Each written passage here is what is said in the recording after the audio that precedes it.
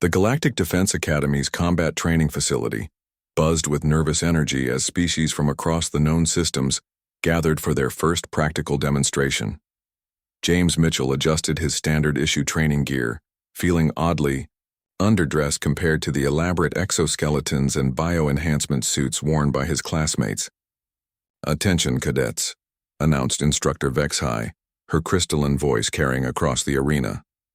The Zalari's 6 arms gestured toward the combat simulation chamber. "Today's exercise will evaluate your species' fundamental combat capabilities. We begin with the newest member of our alliance." All eyes turned to James, the lone human in a class of 43 beings. Whispers rippled through the crowd in languages that sounded like wind chimes, grinding stone, and electronic static.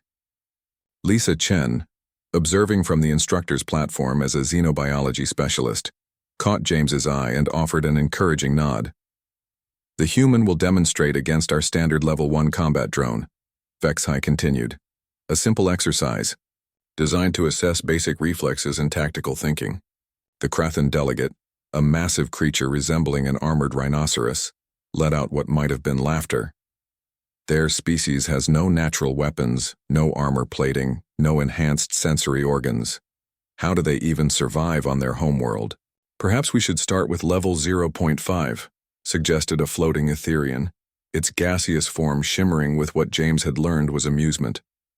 "We wouldn't want to damage the primitive specimen." James stepped into the arena without comment, his bare hands the only weapons he carried. The combat drone materialized, a sleek spider-like construct with energy projectors and razor-sharp limbs, designed to challenge species with moderate combat enhancements. "Beginning simulation," Vexhai announced.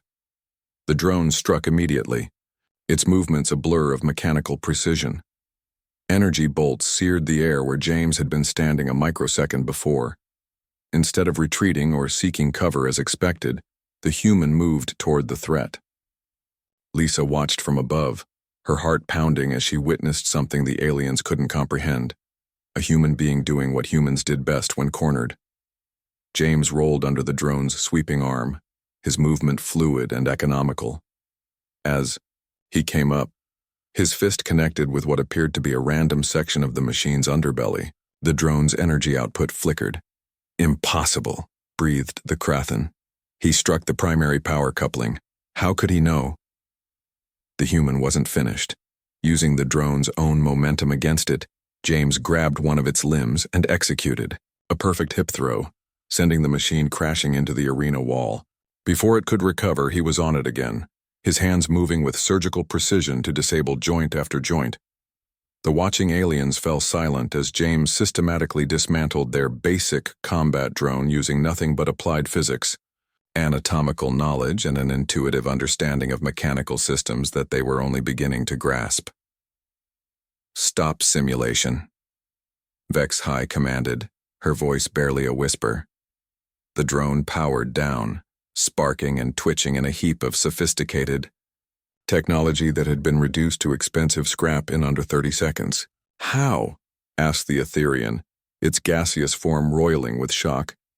"Your species has no claws, no fangs, no natural armor. How did you defeat a system designed to challenge enhanced beings?" James looked up at Lisa, who was grinning despite her attempts at professional composure.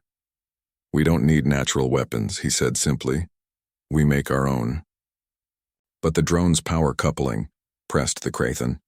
"You struck it precisely on your first attempt. Our best warriors require extensive scanning to locate such vulnerabilities."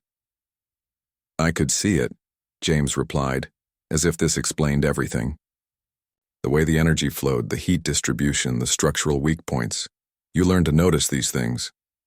Instructor Vexhai's crystalline features shifted into what might have been concern.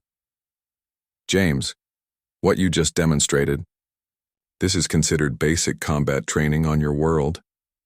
"Elementary," James confirmed.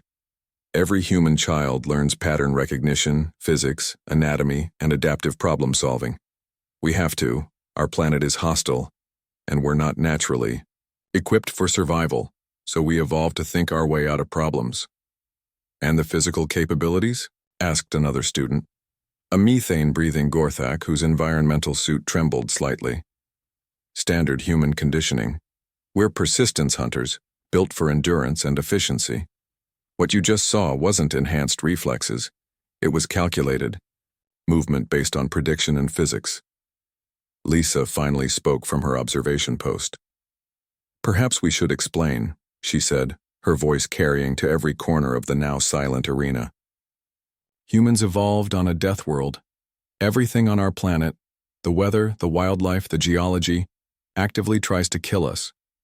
We don't have natural armor because we learned to avoid damage entirely. We don't have natural weapons because we learned to turn everything around us into weapons. We don't have enhanced senses because we learned to think faster and more creatively than anything trying to hunt us. The implications settled over the alien students like a cold weight. They had been considering humanity a minor addition to their galactic community, a young species with interesting potential but limited immediate value. Instructor Vexhai, the Krathan asked quietly, "What level of combat drone does your species typically train against?" "Level 3, she replied, her voice distant. "Sometimes level 4 for our elite warriors." "And humans?" James and Lisa exchanged glances. "We don't really use levels," Lisa said carefully. "We tend to train against scenarios." "What kind of scenarios?" "Survival scenarios, usually involving multiple simultaneous threats, resource scarcity, environmental hazards, and adaptive opponents."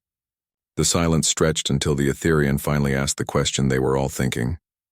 What exactly is humanity's role going to be in the Galactic Defense Force?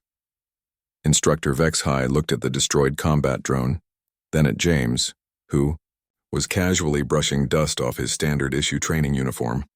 "I believe," she said slowly, "we may need to restructure our entire training program."